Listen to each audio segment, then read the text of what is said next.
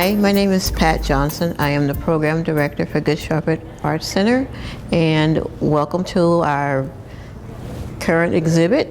Actually, our exhibit has been extended. It was supposed to run through April, but the powers that be saw fit to keep it up, and we are grateful for this opportunity to share it with you.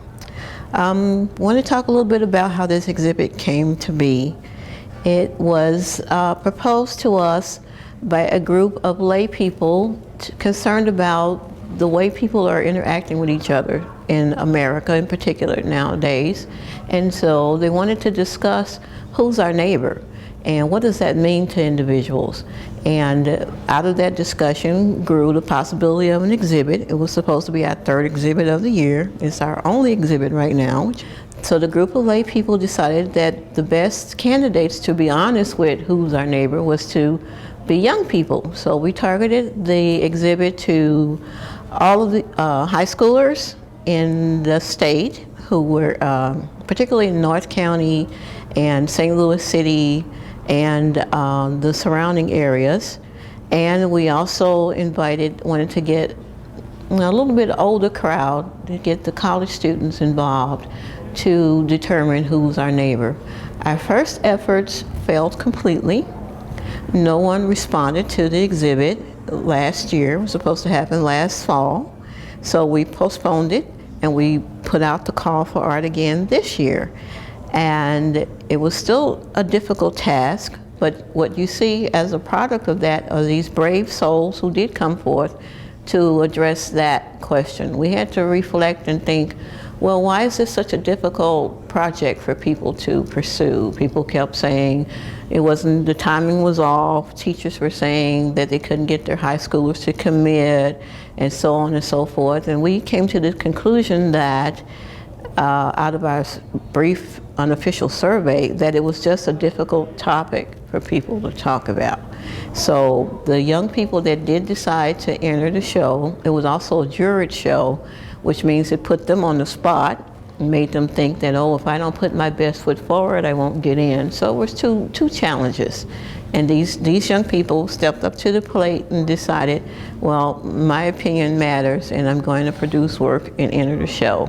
So with that being said, we got about 35 pieces and we accepted all of them. They were juried on the spot. We had to change the way we did things. We were supposed to pre-juror and determine who was the best of the products. But the kids actually got to see the jurying process during the opening. All three of our jurors volunteered to come in and explain why they chose what they chose. And for them, that was courage, because as an artist who's put work in shows before, you don't get selected. There's a little bit of like, And so to actually meet the jurors and for them to tell you what they did, why they did it, was good exposure for the kids, especially the ones who are really serious about being artists and making a career out of it.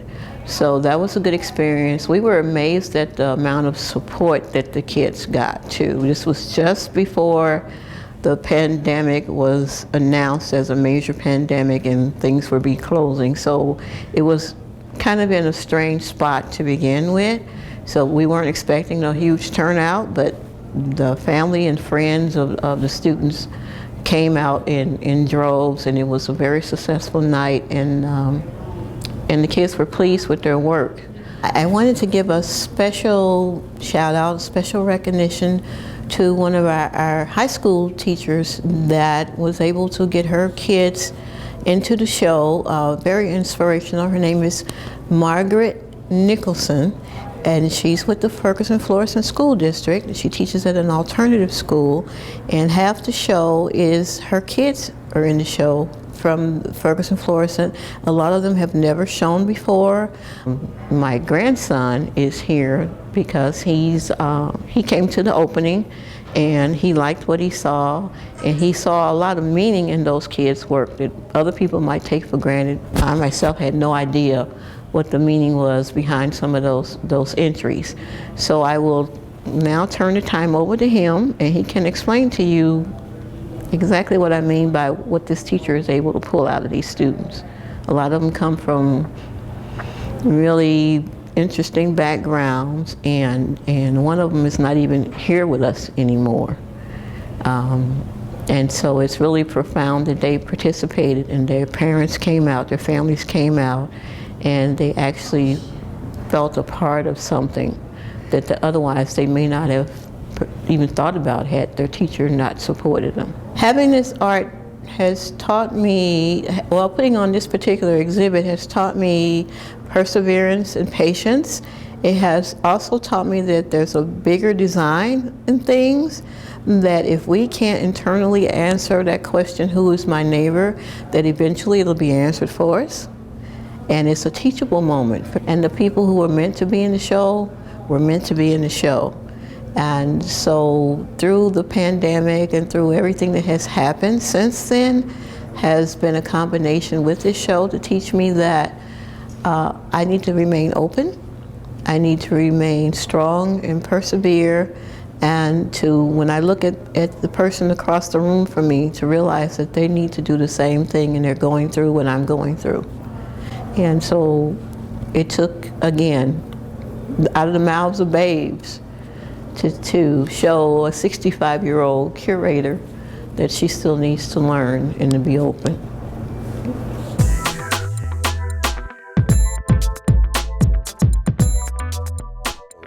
My name is Markus Johnson, and I came in here to help set up the art exhibit, and a few pieces caught my eyes. Particularly the self-portraits, they were drawn by kids from alternative schools in Ferguson, Florissant district. I want to say she's a singer, and it's light, and she has a light and a dark side. It's almost like an alter ego or something like that, if that makes sense.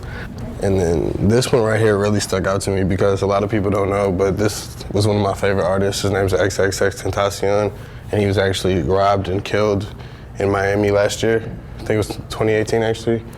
And he had a lot of controversy around him because he did a lot of like stuff that people deemed weren't normal.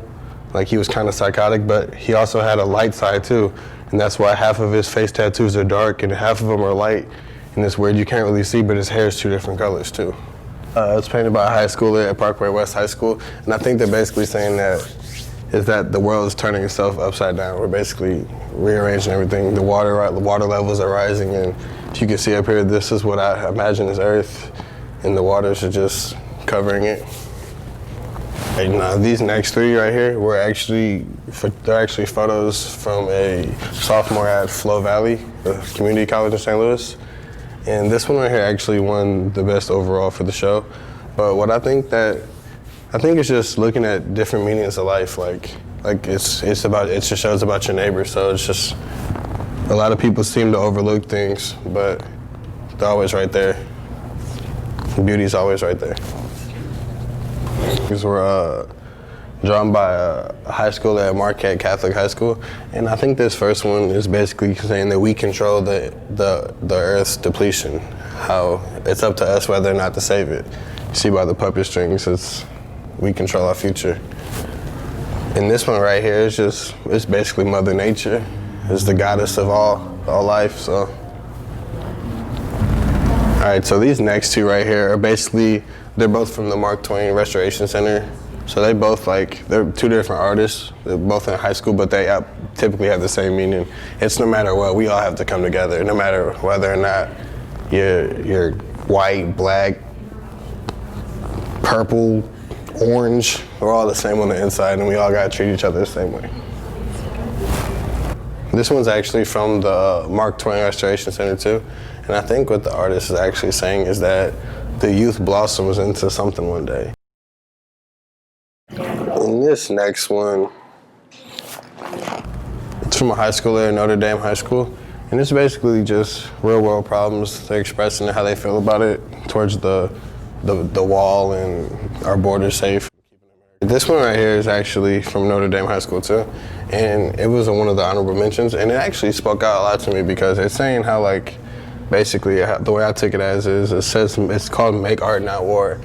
And I feel like people are so caught into being something that they're not, so they try to express themselves by acting like somebody that they want to be with the world. And I'm a firm believer in perception is reality, so. This one right here is from the Notre Dame High School to a senior at Notre Dame. And it's basically, the way I'm looking at it is trying to advocate for Black Lives Matter, all the recent killings, and how Black people are mistreated in America. All right, so this next one is an artist named G Herbo. He's a rapper out of Chicago. He actually gives a lot back to the community and the poverty in Chicago. Helps a lot of kids like stay at school, helps parents get off drugs, pays bills and everything. And I think they're just representative of like the dark side that his music portrays, because he does rap about the streets, but there's also a light side to every situation. So this painting is from a senior at Notre Dame High School. It's entitled Pro-Life for All, and I think that they're just expressing the way how they feel about how like environmental, clearly you can see with there's no planet B because there's no planet B. And also I feel like abortion is a lot of problem too, and they express the way they feel about that. And also, I don't know if you can tell in the video as well, but this resembles an American flag, but that actually all the stars are the school shootings. All right, this next one is from a 10th grader at Carnahan, and I think what they're expressing is that power runs all, no matter what color your skin is, no matter what at all, power is what rules the universe and what empowers life.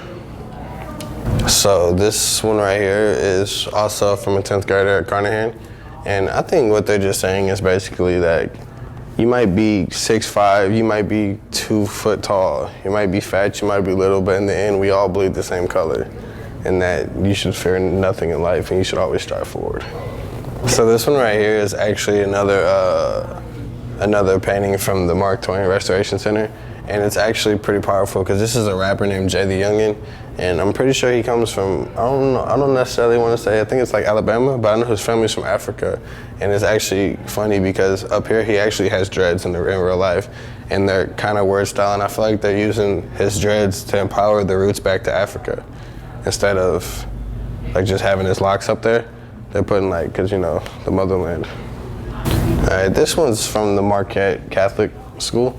It's a freshman, and I think what they're depicting in this photo is just the essence of life and nature and how the world just waves. So this next one is from underclassmen at Parkway West, and I think their depiction is just that like life has so many gems. And a lot of people look over the things, and sometimes it's about the small things that matter, not necessarily the outcome of everything. This one right here is also from an underclassman at Carnahan, and they're basically just saying that no matter what our struggle is, we all have the same goal, is to get out of whatever we've been through. We're all on the same team, we're all fighting to make a difference here.